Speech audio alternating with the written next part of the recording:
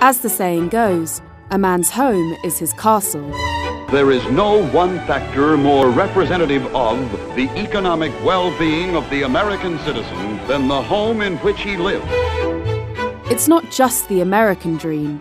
Across the rich world, people have been told they should be buying their own home. Now's the time to buy a home. Get on the housing ladder. Starting from under $60,000. Help to Buy is helping people get their foot on the housing ladder. Owning a home is a part of that dream. But why is there this pressure to get on the property ladder? People don't really question the idea that home ownership is a good thing. It's something that they've always been told and assume it must be true. The obsession with home ownership has had unintended consequences, which have not only distorted the housing market, but brought the financial system to its knees. The realization of the American dream, the envy of the entire world.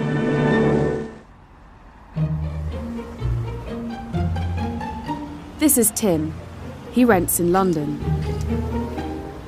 This is Diana. She rents in Zurich. Tim is 30 and works in sales, and he's desperate to get on the property ladder. It's incredibly frustrating not to be able to own something of your own. But Diana is in no such rush. I've been renting for the whole 20 years since I came to Switzerland. Diana rents this apartment with her twin sons and her partner. Oder bist du denn Dino? Der Flug ist super. She works as a lecturer at a university. We've been here for 3 years and it's really home for us. Switzerland has one of the world's most competitive economies, and the people who live here enjoy a very high quality of life. You'd think that would mean that most people would own their own home. Far from it. At 38%, Switzerland has the lowest home ownership rate in the OECD, a group of mostly rich countries. In Britain, it's much higher. 2/3 of houses are owned by the people who live in them. According to the Economist's House Price Index, the Swiss housing market is considerably more stable than Britain's. A house in Switzerland is worth just 70% more today than it was in 1970. In Britain, prices have increased by 346% in the same period. There's evidence to show that ownership rates and market volatility are connected. To understand why, we need to go back 100 years. At the beginning of the 20th century, the majority of people in Britain, America, and other developed countries were renters. In Britain, for example, just 1 in 4 families owned their own home. But after the Second World War, many governments across the rich world made a monumental shift in policy. They decided to create nations of homeowners. The idea was that if you're a homeowner, when you retire, you can sell your home and you can maybe live off the proceeds of that, or if you lose your job, then at least you've got some assets which you can sell. Policies such as low interest loans, tax breaks on mortgages, and relief on capital gains tax were put in place to promote home ownership. All of which add up to quite a big kind of, in effect, a subsidy from the government for home ownership. From the 1950s, home ownership shot up, as did the amount of money banks gave in mortgages. By 2008, mortgage lending was worth 63% of rich countries' GDP. But in the long run, this new world of homeowners created more problems than it solved. Financial catastrophe triggered. No one, it seems, can stop the bleeding. The big, massive global financial crisis of 10 years ago was a housing crisis. As homeowners defaulted on their mortgages at record rates, it was clear trouble was... For a lot of people in America, they thought they were making a sensible financial decision by becoming homeowners, and that turned out to be completely wrong. The crash was a disastrous consequence of the home ownership boom. But the damage caused by encouraging people to buy their own houses runs far deeper than financial crises. The fundamental problem is to do with lack of supply. The whole rich world today builds like half the houses per person than it did in the 1960s. The decline in construction has been kind of concentrated in the parts of the country where you'd most like it to increase. So in those like rich, dynamic, productive, cool cities. Since the first day I arrived in London, I've been looking at house prices. I think there's an innate human drive to own something and to call it your own. But when people do buy their own home, they're more likely to resist further development in their area. Christian Hilber has extensively researched the impact of this mentality. In a country where the home ownership rate is very high, homeowners are so-called NIMBYs, not in my backyard residents. They try to protect their asset values by limiting new supply. They vote for politicians that enforce restrictive planning that leads to unresponsive supply. So if the economy is booming and supply cannot respond, it raises prices a lot. So in countries like the UK or the US, where home ownership rates are fairly high, these countries tend to have policies that favor home ownership and tend to have planning systems that lead to inflexible supply. There's always this question of, we'd like housing for young people, but we're not going to let it ruin our neighbourhood. And I think this mentality, this snobbery, is absolutely out of control. That has to change because people in the millennial generation aren't able to get the basics they need in life, such as a house. The failure to build, in particular in cities, has also held back productivity and harmed economies. When you've got expensive housing, it means it's hard for people to move to those cities. And when it's hard for people to move to those cities, it means that they struggle to get the jobs that they want. And what that basically does is constrains the growth of the overall economy.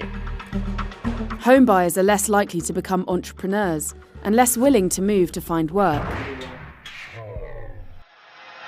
Research has shown that historically, an increase in home ownership in America has been followed by a sharp rise in unemployment as people are reluctant to relocate to find a new job. The financial crisis put an end to the growing rate of homeowners. Weak earnings growth and tighter restrictions on mortgages have made it much harder for people like Tim to get on the housing ladder.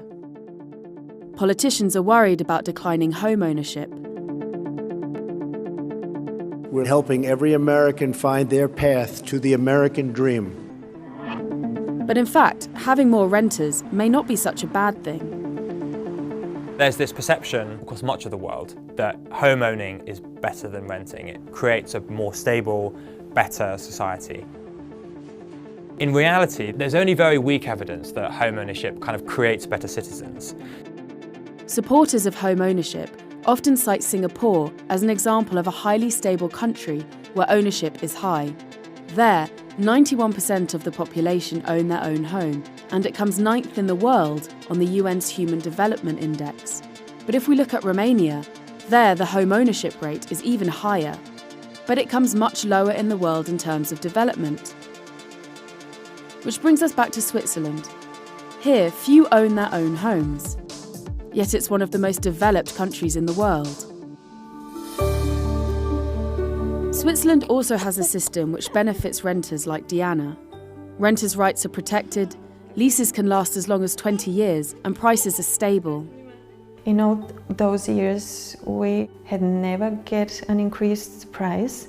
Even once, you could make a request to our landlord to reduce the price because the reference interest rates were also reduced, and according to the law, we just wrote a letter, very short, and 3 months later, we got a new lower price.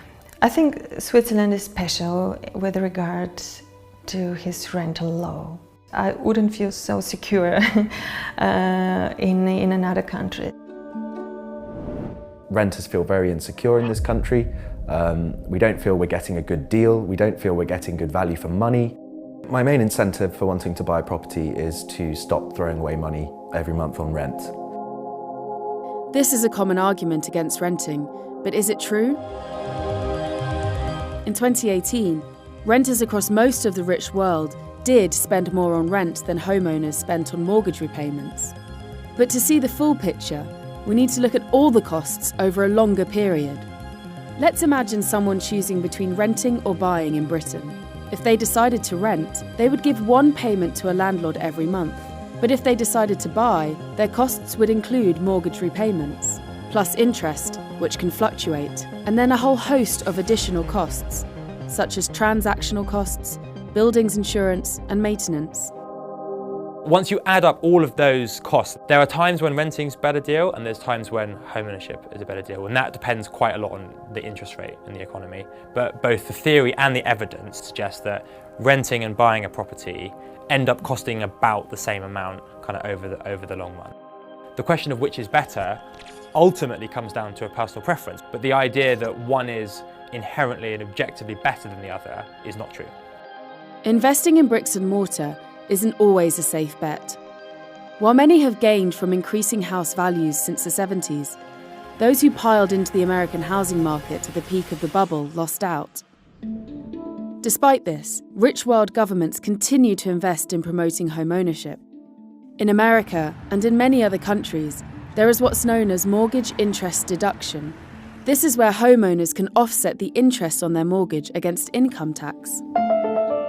The US spends about $100 billion a year on the mortgage interest deduction in the form of foregone tax revenue, and the net effect of the policy on home ownership is essentially zero. Christian also looked at a British policy called Help to Buy, which is a form of equity loan from the government.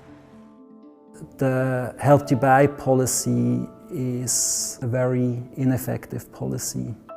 We found that Help to Buy in the Greater London Authority increased house prices by more than the implied subsidy, and it didn't lead to any new housing construction. The case for the government spending all this money on promoting home ownership is quite weak, and they could be putting that money towards education or transport or healthcare. Rather than creating a stable society, home ownership has been the West's biggest economic policy mistake. Attempts are being made to redress the balance.